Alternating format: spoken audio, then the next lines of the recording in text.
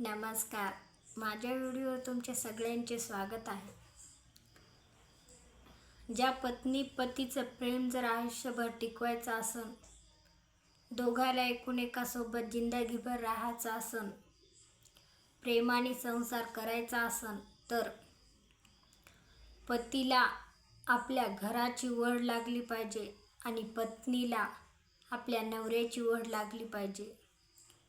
याच्याशिवाय श्रीमंत दुसरं कोणीच नाही बरं. आणि पती पत्नीचं प्रेम बी पतीला घराची वड लागल्याच्या नंतर आणि पत्नीला नवऱ्याची वड लागल्याच्या नंतर पती पत्नीचं प्रेम आयुष्यभर टिकत असते आणि संसार पण हसून खेळून होत असते आणि आयुष्य बी चांगलं होत असतं.